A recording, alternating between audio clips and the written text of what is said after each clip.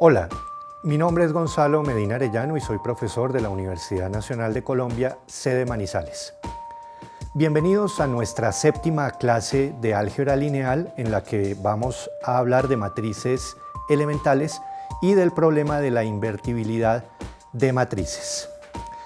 Bien, lo que vamos a hacer es presentar la noción de inversa de una matriz, estudiar algunas propiedades iniciales que tiene la inversa y vamos a estudiar los preliminares de un método que utilizaremos en nuestra próxima clase para hallar la inversa de una matriz en caso de que ésta exista.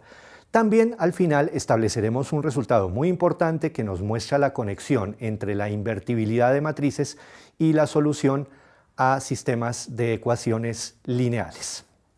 Bien, para comenzar, recordemos algo que conocemos de nuestro estudio de los sistemas numéricos. Cuando nos preguntamos por la existencia del inverso de un elemento con respecto a una operación binaria en un sistema numérico, lo que nos estamos preguntando es si existe o no un segundo elemento que operado con el primero nos produzca el neutro para esa operación.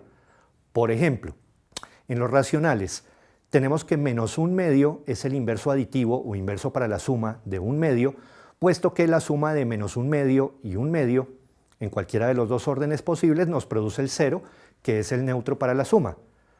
De manera similar, raíz de dos medios, en el caso de los números reales, es el inverso multiplicativo o inverso para el producto de raíz de 2, puesto que el producto de raíz de 2 con raíz de 2 medios en cualquiera de los dos órdenes posibles nos produce el 1, que es el neutro para el producto. También pensemos, por ejemplo, en el caso del 0 en los números reales. El 0 no tiene inverso para el producto en los números reales, puesto que no existe ningún número real que multiplicado por 0 nos produzca el 1, que es el neutro para el producto.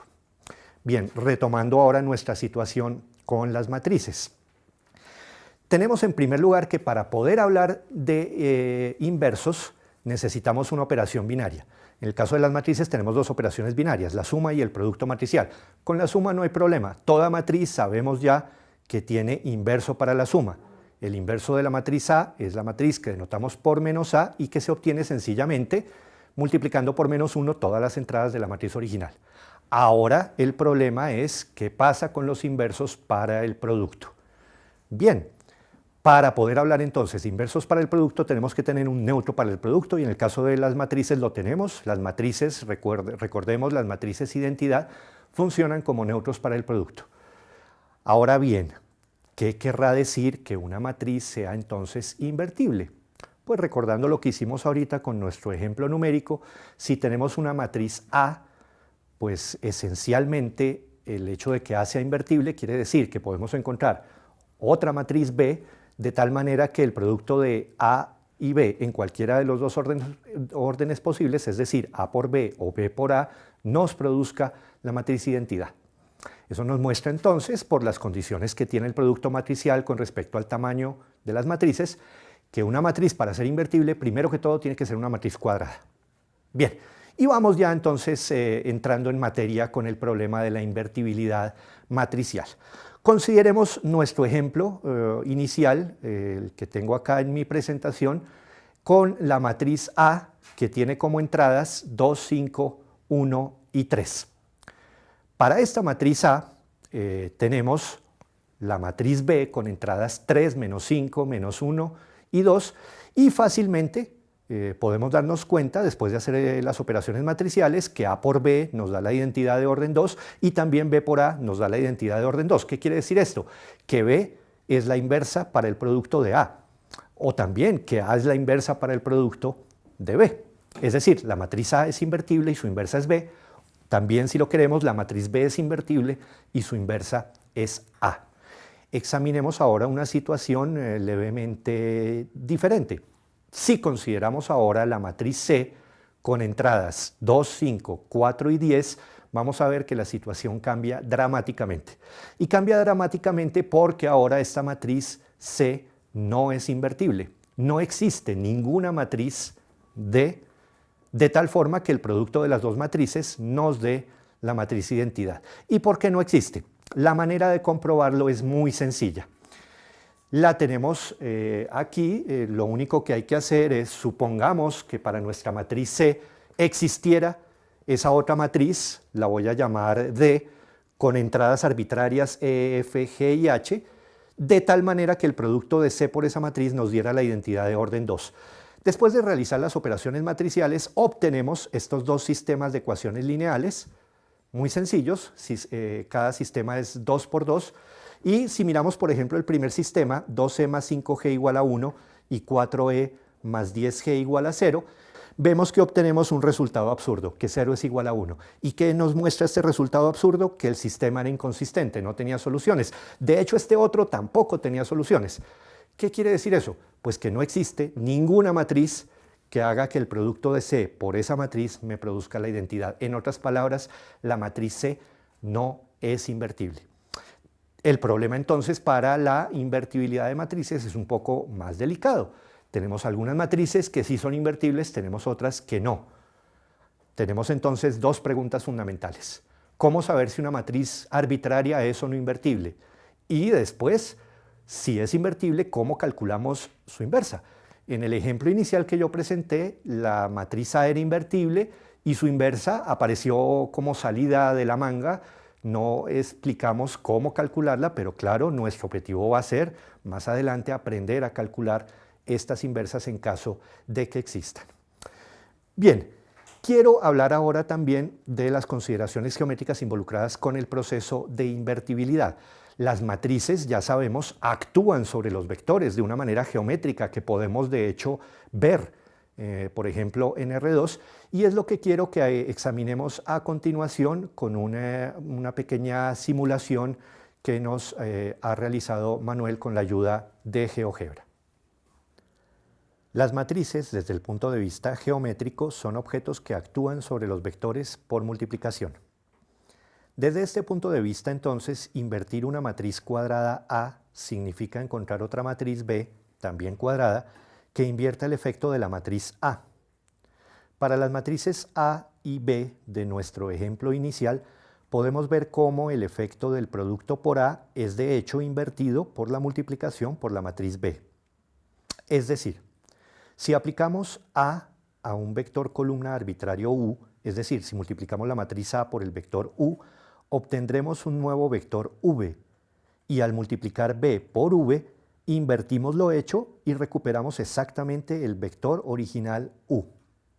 Este es precisamente el significado geométrico de la inversa de una matriz. Ahora bien, que una matriz cuadrada no sea invertible, como la matriz C de nuestro ejemplo inicial, significa geométricamente que el efecto de la multiplicación por C no puede revertirse siempre. Miremos, por ejemplo, que si tomamos el vector U con coordenadas menos 5, 2, entonces el vector V, que es el producto de C por U, es ahora el vector nulo, 0,0, y claramente es imposible encontrar ahora una matriz D tal que D por V nos vuelva a recuperar el vector original U.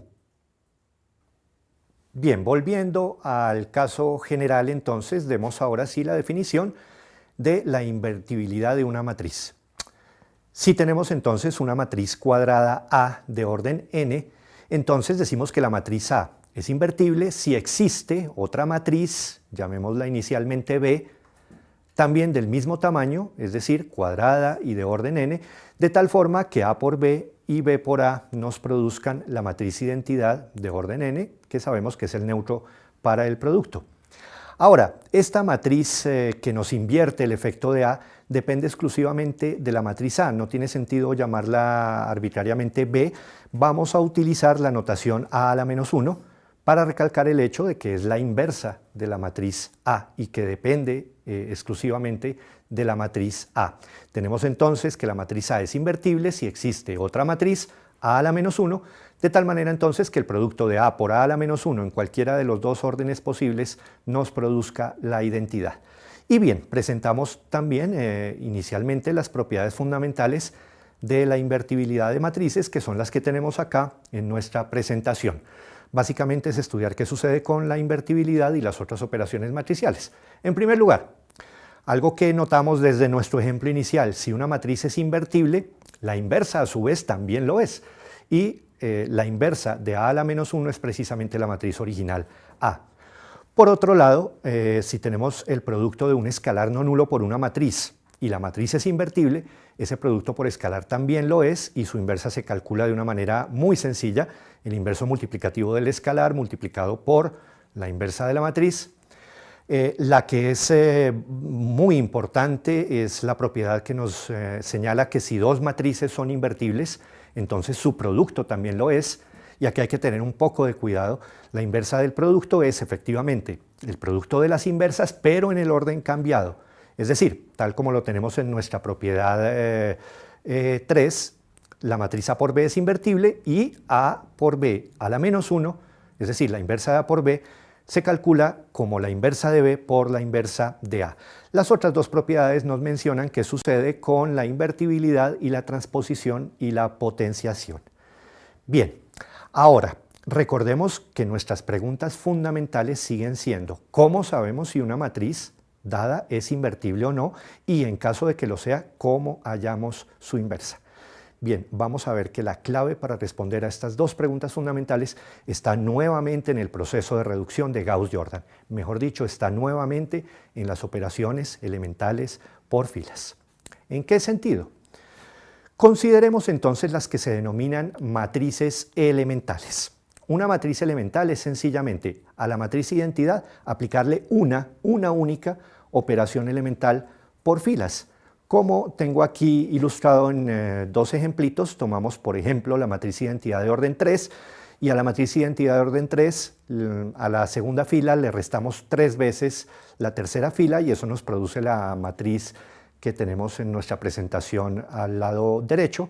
O también con la matriz identidad de orden 3 intercambiamos las filas 1 y 3 y obtenemos también una matriz elemental, la que aparece en nuestra presentación a la derecha.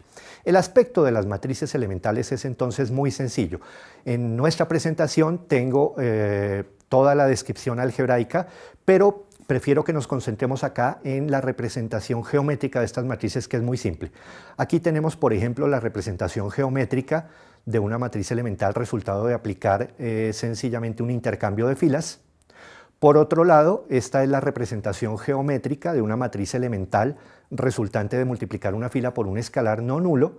Y finalmente, esta sería la representación geométrica de una matriz elemental resultante de sumarle a una fila un múltiplo por escalar, de otra fila. Bien, en estas matrices, que son las representaciones geométricas, los elementos que no se muestran son todos sobre la diagonal principal, unos y por fuera, ceros. Bien, ahora, ¿qué tienen de especial estas matrices elementales?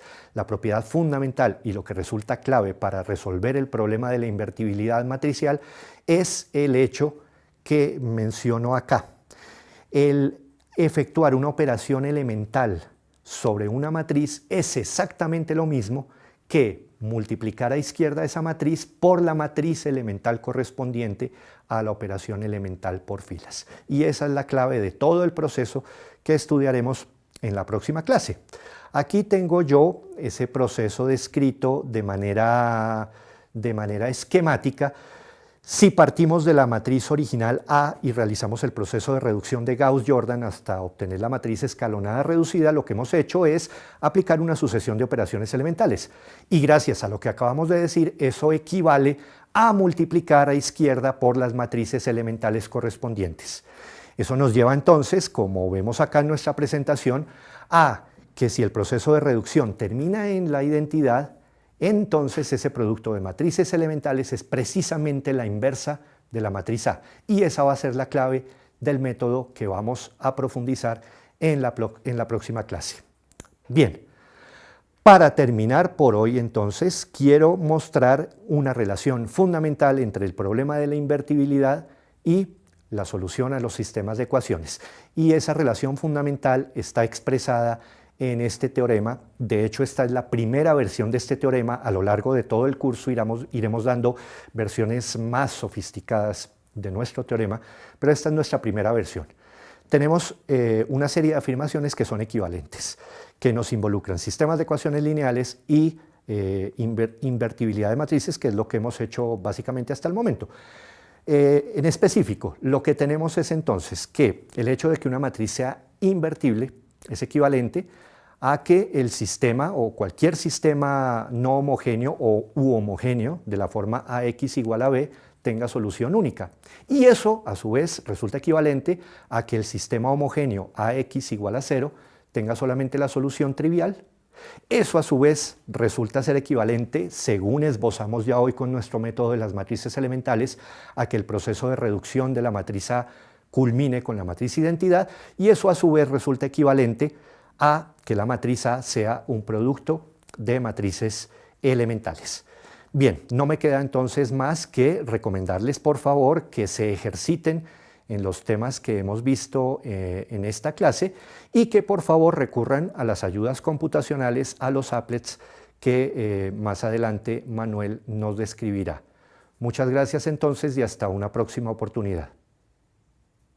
Hola, mi nombre es Manuel Alejandro Clavijo Ceballos y te voy a ayudar a visualizar en GeoGebra lo aprendido durante esta sesión. Comencemos. Vamos a aprender a utilizar el comando para invertir matrices. De la sesión anterior recordarás que la manera de ingresar una matriz es en términos de filas mediante el uso de llaves. En este caso vamos a definir una matriz de 3 columnas y 3 filas, definidas por las entradas 2, 5, 7 en la primera fila, 2, menos 4, 7 en la segunda fila y en la tercera fila 0, 3 y 2. Así que tenemos una matriz cuadrada con 3 filas y 3 columnas. Para calcular la inversa mediante el comando de GeoGebra, buscamos la función invert. Luego de eso, seleccionamos la matriz que queremos invertir, en este caso M. Luego de esto, GeoGebra calculará cuál es la inversa de esa matriz. Para verificar que efectivamente es la inversa, vamos a multiplicar nuestra matriz M por la matriz que ha calculado GeoGebra. Y efectivamente vemos que multiplicando a derecha obtenemos la identidad y también multiplicando a izquierda también tenemos la identidad de orden 3. Vamos a regresar a este applet que nos muestra el efecto geométrico de la multiplicación de una matriz por un vector en el plano R2. Ahora vamos a notar que si multiplicamos por la inversa de la matriz A, la cual es la matriz que hemos representado como B, en este caso observaremos que siempre se regresa al mismo vector U del que se partió, independientemente de quién sea ese vector en R2. Entonces aquí podemos observar, partimos del vector U, transformamos mediante la matriz A, y el vector V, que es el producto de multiplicar la matriz A por el vector U, nuevamente lo multiplicamos por una matriz B, que en este caso es la inversa de la matriz A, y esto revertirá el efecto geométrico del vector U. Hasta aquí la simulación. Corte.